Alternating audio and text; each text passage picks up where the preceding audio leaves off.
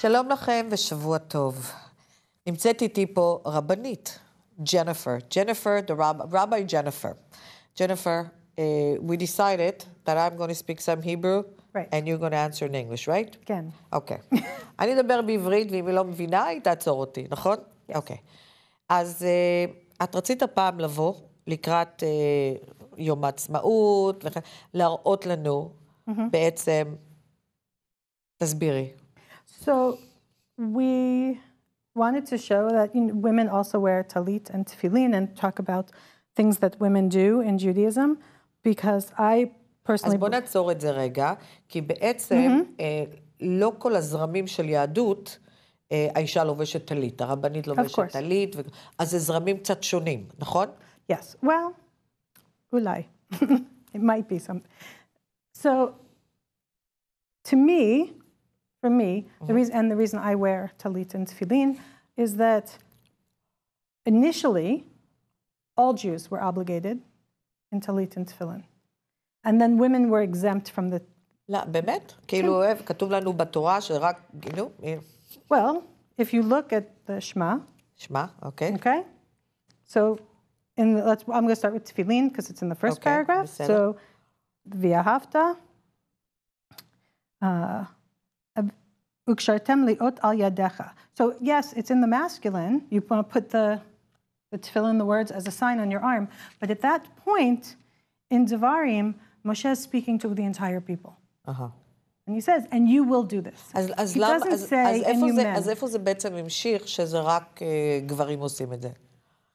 By the time of the Talmud. So probably in the 4th century. And perhaps even sooner. It's just, and I can tell you from personal experience, when you are raising children, when you're pregnant, when you are nursing children, right. To make sure that you get your tefillin on, even though the baby's crying, to make sure that you get your talit on, even though you have to feed the children. And at a time when people had many more children, it becomes even more complicated. Okay. And so women become exempt from time-bound mitzvot. The mitzvot that have to be done at a very specific time. So talit and tefillin, which are done in the morning, which, as any parent will say, that's until the kids get out the door to go to school, that's one of the busiest times. It's very hard to make sure that your mind is focused on the mitzvah. So we're exempt because we're busy. Im osek ba mitzvah patur min ha-mitzvah. So if you're busy with one mitzvah, okay. Right?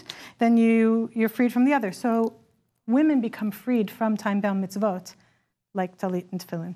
Okay. But when I was in university, I was a youth advisor, and I was working at a Shabbaton, and one of the boys asked me to help with his tefillin.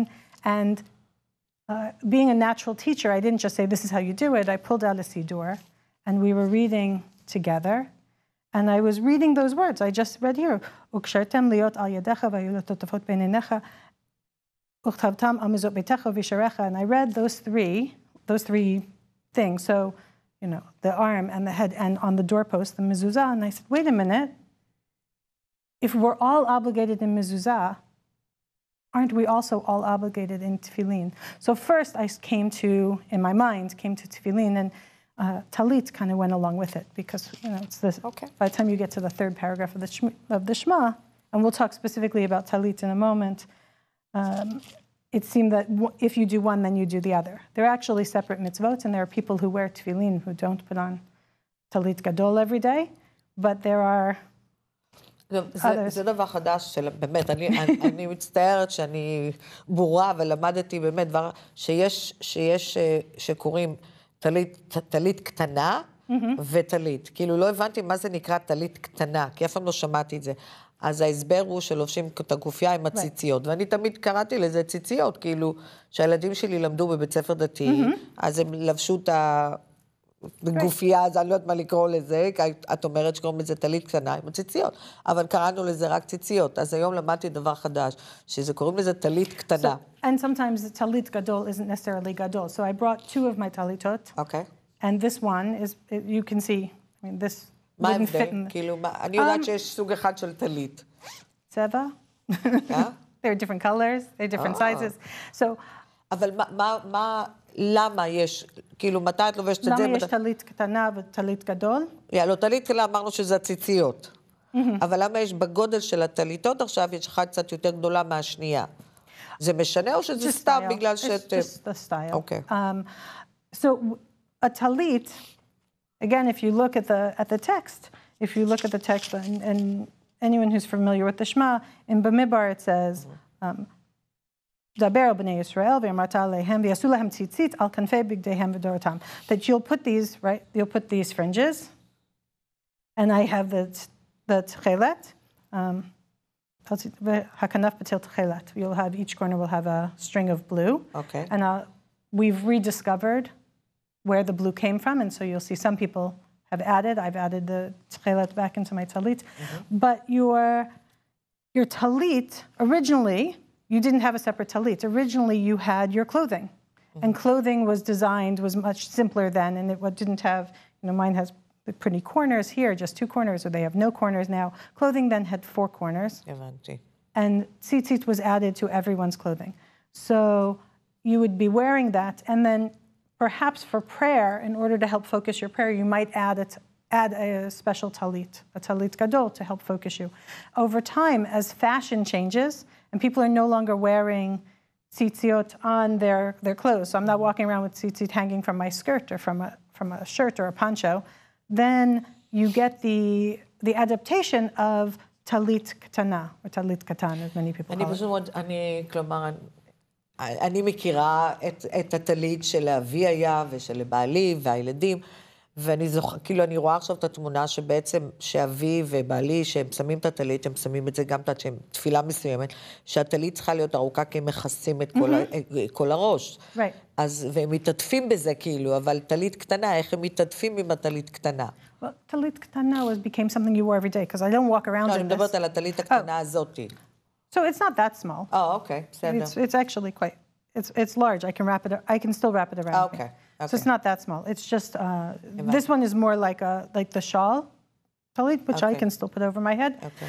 But you have both the talit katan, which took place of an undergarment, which is now, it's an undershirt. I mean, that tzitziot, it's an undershirt. Okay. And then you had an outer garment that was developed to take the place of the clothing we used to wear that was on top, an apron or of some sort, or a poncho of some sort, that people wore naturally, and now we don't.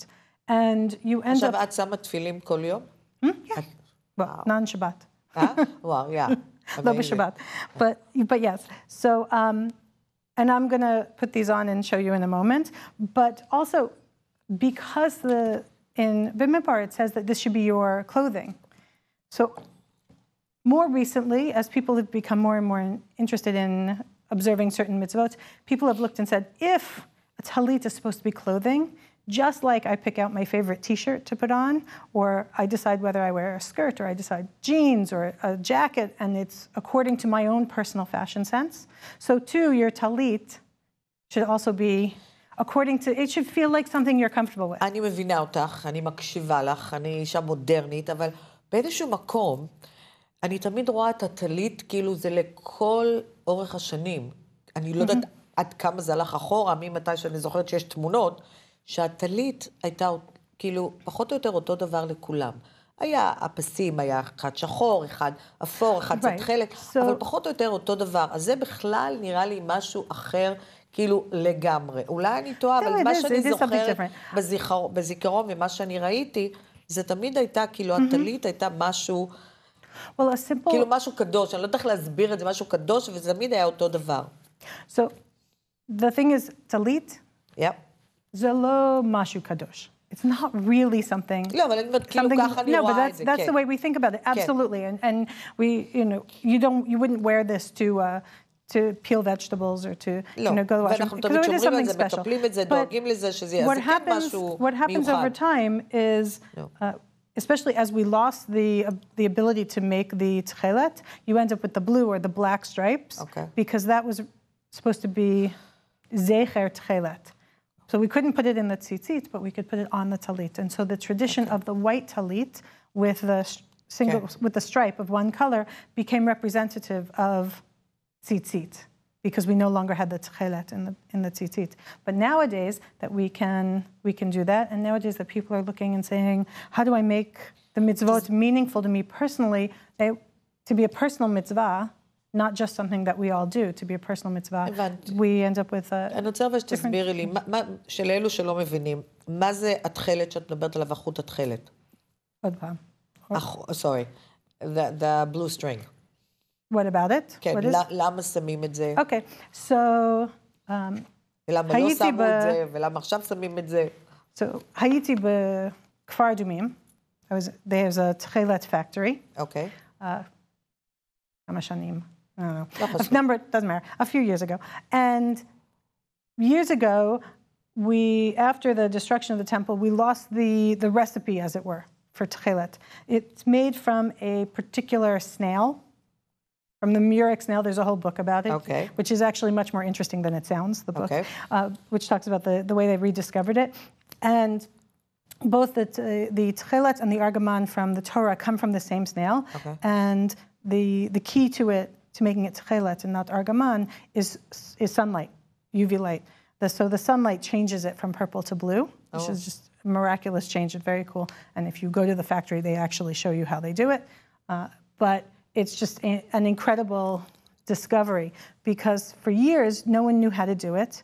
There was one particular Hasidic group that was working hard to discover what it was, and they thought it was a particular shellfish.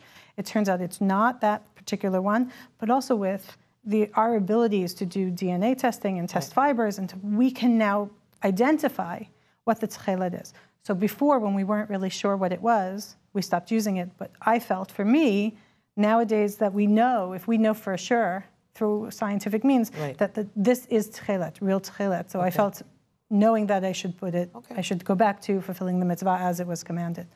So, and my husband and I, we gave our children the choice. So our sons have chosen to put tchelet on the talitot that they wear for Shabbat. It's not on all of their talitot. But my daughter said, no, I'm very happy with the white, and she chose not to do it. And I said, it's a personal expression of the mitzvah, so I'll let them make their own decisions. Okay. So I was teaching this young man, and I realized that this was a mitzvah that was originally given to everybody, and I, as a 20-something, had no reason not to observe this mitzvah. Okay. So my first talit was the talit my father wore at his bar mitzvah. My younger son has it now. It's not a gorgeous talit. It may eventually crack. It's one of those old nylon ones. And I have a number of them now, because like I said, they're garments. And some people do have a special one for Shabbat or a special one for Chagim. Maybe have one that's all white. Okay. So I have one from the seminary I received upon graduation and becoming a rabbi. I have this one. I made both of them, but this one I made just from a piece of fabric and sewed the pieces on. This is a shawl I bought and thought would make a beautiful talit. Okay, well, you got to show it to us now. So I will show you. This is my personal favorite. It's the one I made, and it's the one I wear most often. And so I'm going to put that one on, but I'll also show you the other. Okay. My husband has one that's camouflage. It matches his Navy uniform from when he was serving with the Marines. So I felt he shouldn't stand out. He has a tie-dye one. It should, as a beged, it should express your personality. Okay, so I'm going to put these on, and then I'll put on the tefillin.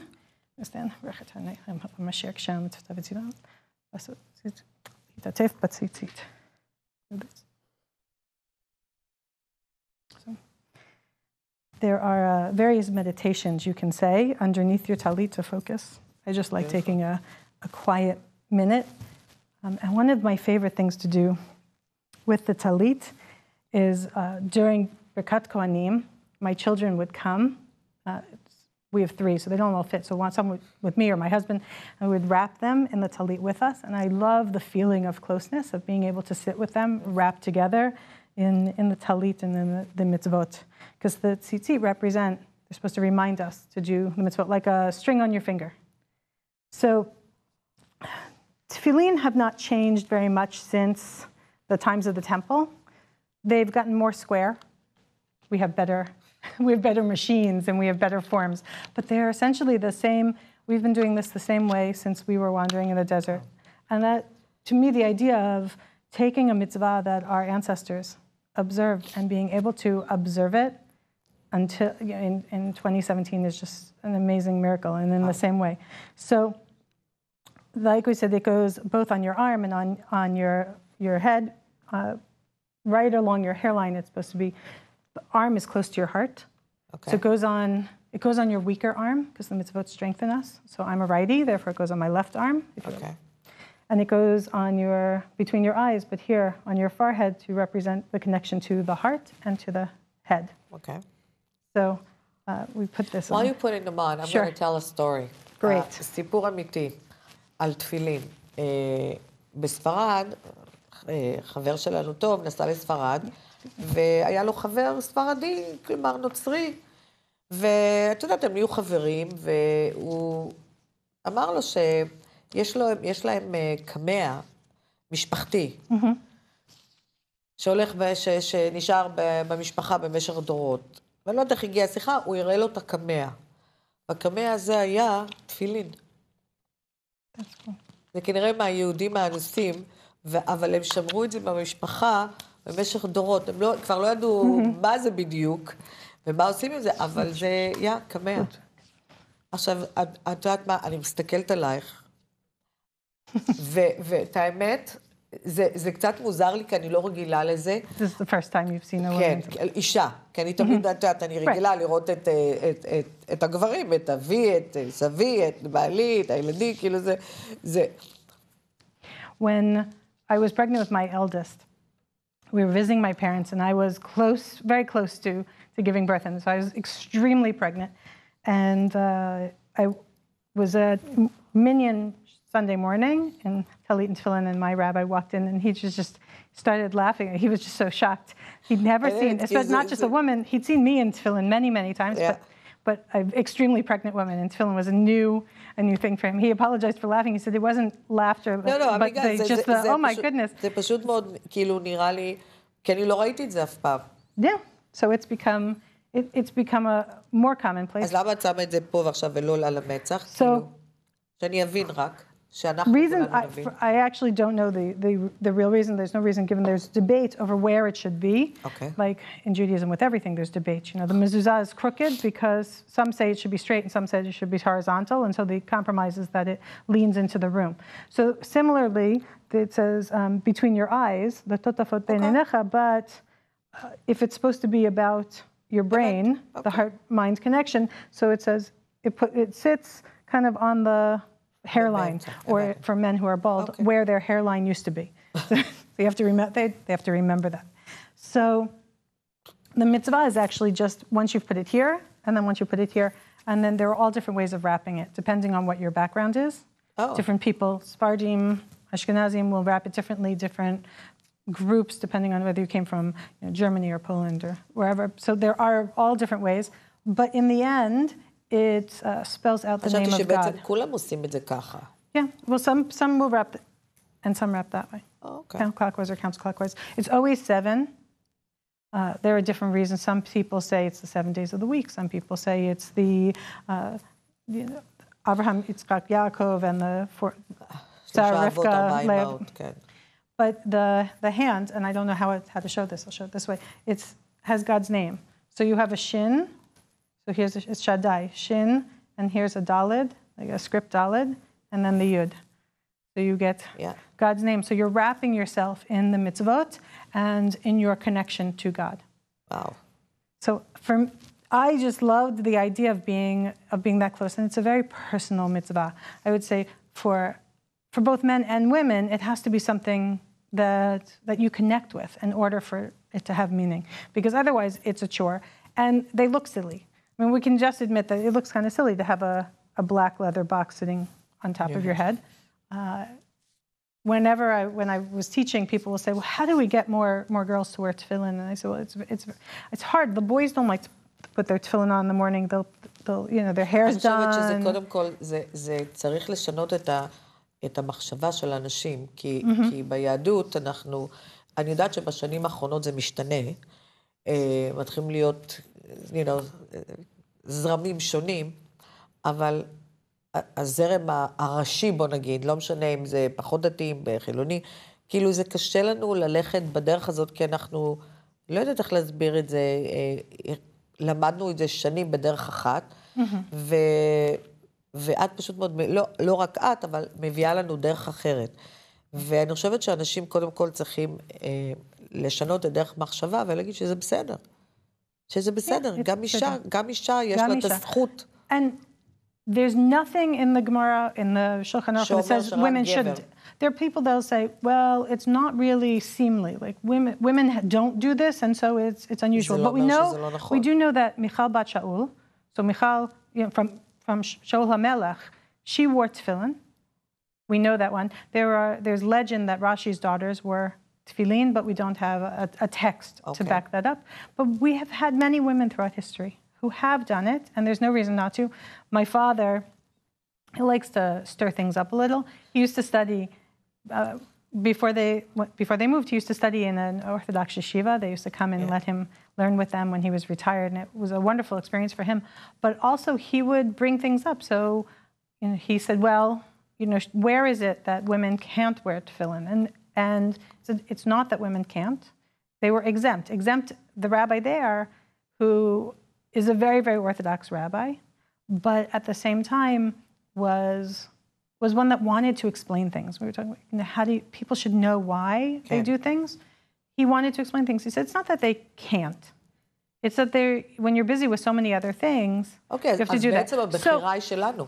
בתור אישה, הבחירה שלנו. Right, well, that's it. And as a mitzvah that I personally taken on, you know, I said, it's funny because I said to my daughter, she has to have the choice. My husband said, well, you wear tefillin, I wear tefillin, the boys wear tefillin because they're older, she's the youngest. Right. So obviously she'll wear tefillin too. And I said, but as someone who's exempt, the boys don't have a choice. As someone who's exempt, it's a personal choice. And she has to have the ability to make that choice for herself. She didn't want to do it for a long time. Interestingly now, she sees herself as a role model. She knows that it's really hard to be the only one. And a couple of summers ago, I went up to Ramah. I would go up for a couple of weeks, and I went up, and my kids all go there, and I get there, and one of the other rabbis, Rabbi Aaron Levy, comes over, and he says, it's so wonderful to see Karen every morning with her talit and tefillin. And I went, Karen who? You know, like, what? Because she realized that, one, even the boys didn't really want to do it. It's a pain when it gets tangled in the tzitzit. You have to be awake. You have to pay attention. הבנים שלי לא עושים את זה כל בוקר, כל יום. So she felt that as someone who was taking tefillah seriously, that she wanted to be a dugma, and she started putting on her talit and tefillin every day at camp. And that then encouraged some of the girls who wore talit at the bat mitzvah to then say, oh, maybe next summer I'll bring my talit to camp. Wow.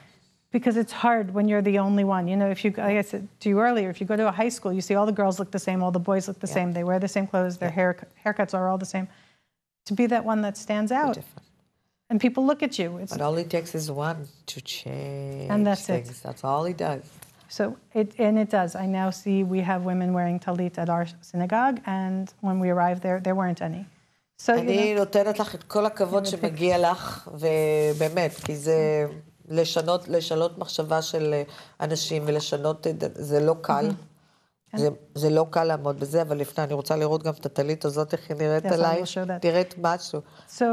את רואה, אני יכולה להבין את הכל, אבל מאוד קשה לי גם לשנות את המחשבה, ואני גם, כמו כולם, צריכה לעבוד, קשה לי עם העובדה שאני רגילה לראות את הטלית, כי בשבילי הטלית, שאני רואה גברים לובשים טלית, בשבילי זה משהו, את אומרת לא קדוש, בשבילי זה כאילו משהו קדוש, אני זוכרת איך הם שומרים על, כאילו את לא תראי גבר ששם עליו טלית, אחרי שהוא גמר זורק את הטלית. אז יש משהו בערך בטלית, אז יש בזה משהו שמקפלים ושומרים אותה, מבינה? אני רואה אותה בתור דבר קדוש, מה אני אגיד לך? Talit is a tool. So it has the kedusha we give it. So we have to be comfortable with it. So I'll show you this one too. I also think that over the years, over the centuries, the way we think is influenced, of course, by the society around us. ברור. Right? And by who's writing things down. ברור. So who's studying, who gets to go to yeshiva. בוודאי. אנחנו לא הבאנו את זה, אנחנו לא כתבנו את זה, כתבו לנו והכתיבו לנו את זה לפני הרבה שנים, ברור. So we don't have a lot of women's voices. But I believe that Judaism is a very matriarchal religion. If you think it's not Abraham that the line has to come through, it's Sarah. Because if it was Abraham, then Ishmael would have been fine. Hagar would have been fine. But God says, I'm going to pass this on through you and through Sarah. At the time it was Sarai, and then it becomes Sarah. And Sarah Imenu. So God changes Sarah's name. She changes Avram becomes Abraham. Sarai becomes Sarah. And this one, a little smaller. And she's the important feature there. Wow.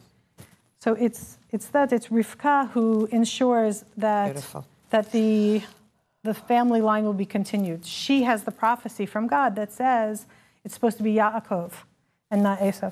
So it's the women that ensure that the teachings continue. It's the women that ensure that things continue. אנחנו יולדות, אנחנו מלמדות את בסדר. זה ידוע שאנשים, the women are nurturers. Right. אין לנו הרבה זמן, הזמן שלנו נגמר, אני מה זה מצטערת, כי אני לומדת כל יום דבר חדש פה, ואני חייבת להגיד לך, כל הכבוד לך, תמשיך בדרכך, אל תתני לאף אחד לעצור אותך, וזה לוקח בן אדם אחד לשנות דברים. תודה רבה לך ותחזרי, בבקשה. תודה. בבקשה.